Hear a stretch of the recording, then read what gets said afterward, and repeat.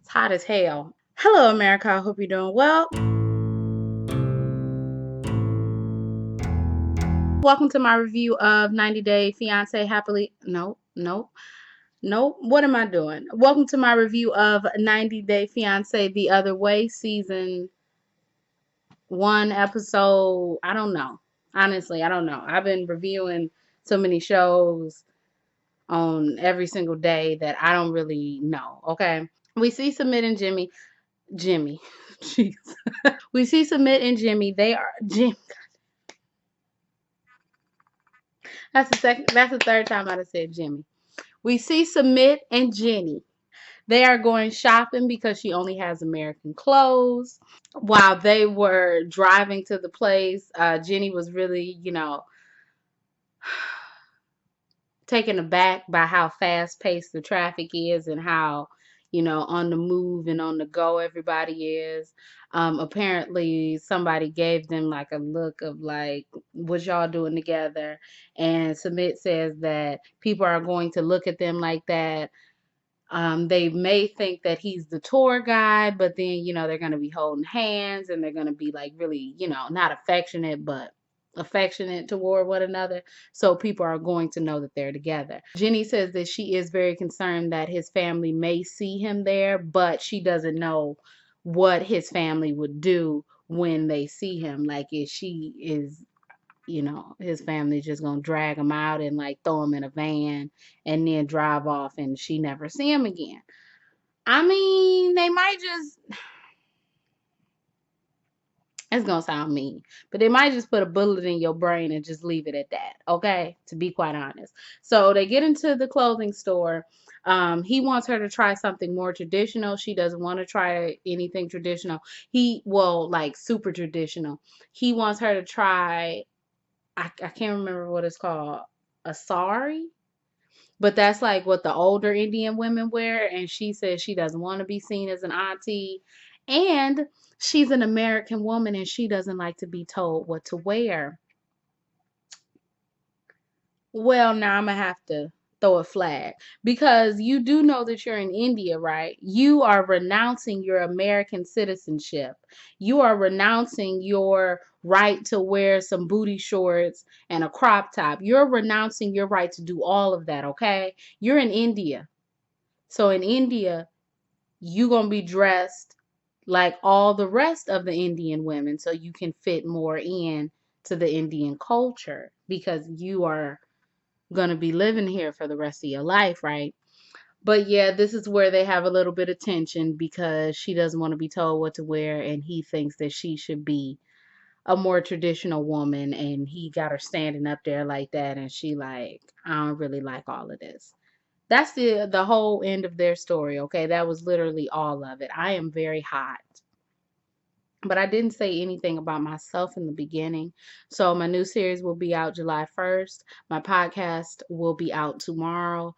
And my earrings will be back July 1st as well. And if you all don't know, I am reviewing claws and you can find it right up here. Okay, let's move on. We see Tiffany and Daniel.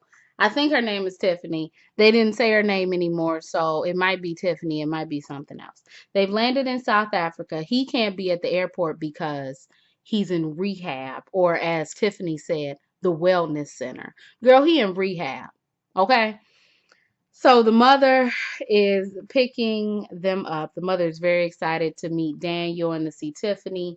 And Tiffany says that through this whole process of Ronald being in rehab, they have been very close and they've been the main two going through everything. The grandmother, but his mother gives Daniel a shark and then asks him in her native language if he liked the shark, like he would know what to say. And so he responds back in Spanish. And I'm just like, this is why you don't go to South Africa and bring your son and decide to possibly uproot your whole family. Anyway, so tomorrow they're going to go pick up Ronald. They're going to stay at his mother's house.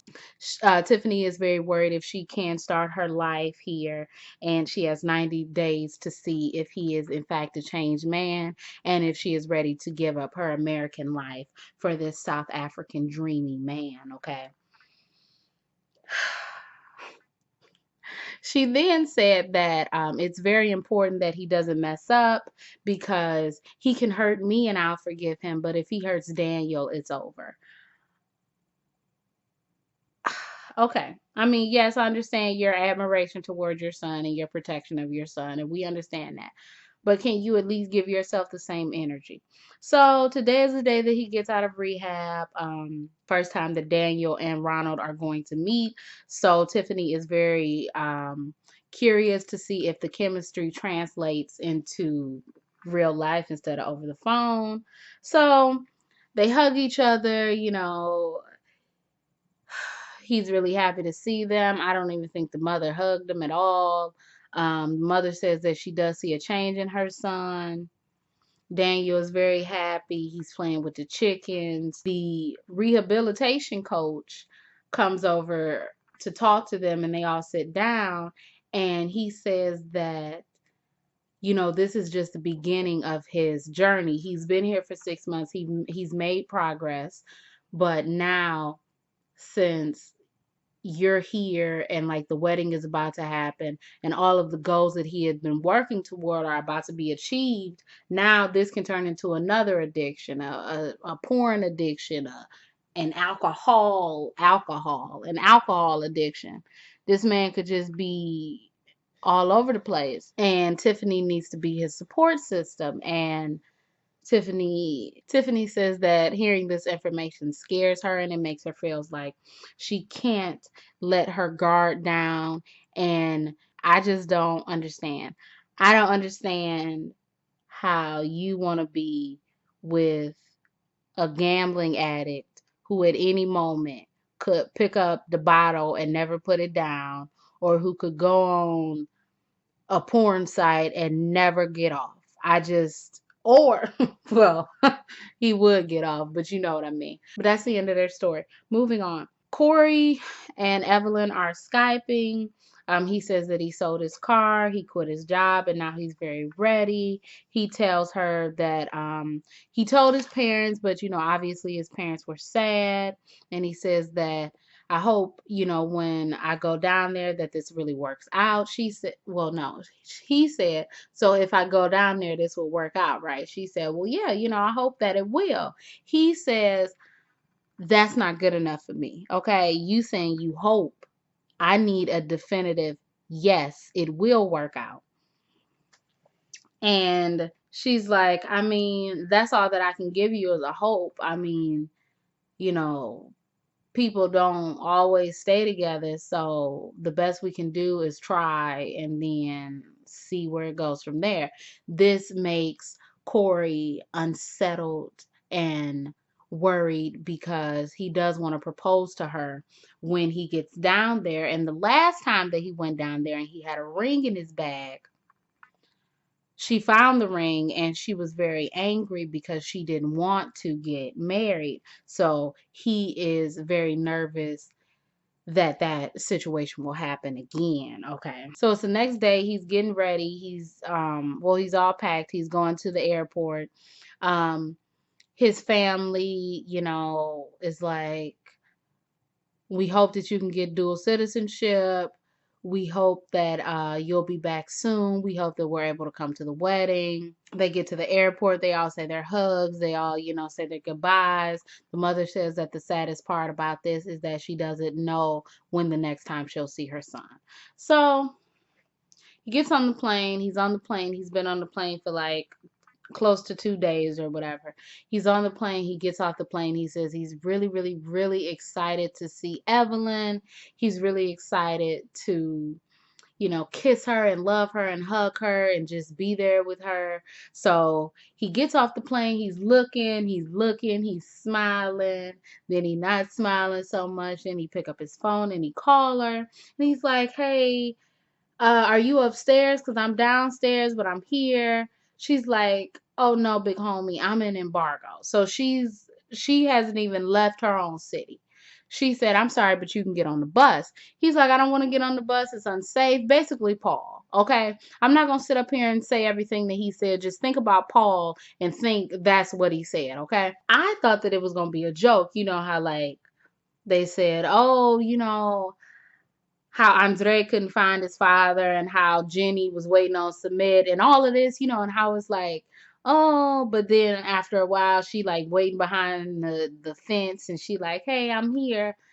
They story just ended and he was like,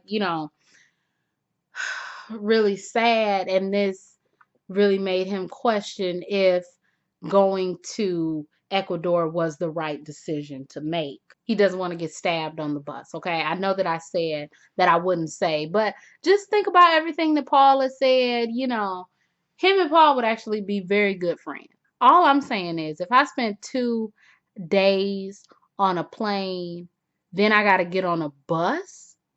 I'm not getting on the bus. You better bring your ass here, or I'm gonna give me a Lyft or an Uber, or I'm gonna take my ass back home.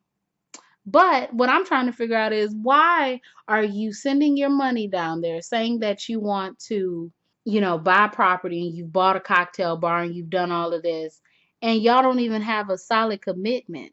Like, you can't even stay there longer than 90 days if y'all don't get married. So I'm confused as to where y'all relationship's supposed to go. But that's the end of their story, okay? You know how we thought, well, I'm sorry. You know how I thought that it was only going to be the couples that they showed in the first episode and then they introduced Laura? Well, now they're introducing, what is this, episode 4? They're introducing a whole nother person, a whole nother couple. His name is Jihoon. He is 29 years old and he is from South Korea. He buys and he resells phones. He lives with his parents and his dog. Okay. He saw a movie. The movie featured Tinder. He went on Tinder. He found Devin. Okay. He super liked her. They started to talk. They talked every day for 3 months and then he went to go see her. Okay. So we see Devin. Oh, he said before he met Devin, he was a free boy and now he's a bitch. I guess he said bitch. I don't know what he said, to be quite honest, but I know it was a cuss word. So y'all fill in the blank. We see Devin. Devin is a 22-year-old woman with a badass 3-year-old daughter who got up on the counter and started throwing things across the room. You know how badly my mama would beat me? First of all, you know how badly my mama would beat me if there wasn't even people in my house recording? Like, you can't get your ass up on no damn counter and start opening up the counter and then throwing stuff. Anyway, she says that she has a wild child. She says that this is not the first Asian man that she's dated. This, however, is the first Western girl that Jihoon has dated, and this is every Asian man's fantasy to be with a Western woman, okay? He thought that before he went to America, he thought that it was going to be an organ donation scam, and they were going to harvest his organs on the black market, so he was very concerned about going. So she does plan to move to South Korea. They've only been together in person for 3 weeks, but they love each other. They're in love. And she is 7.5 months pregnant. Okay. So apparently he came and they had a night of passion. And then she said that she didn't feel right. He said, let's go get a pregnancy test. Or he joked about a pregnancy test. She went and got a pregnancy test.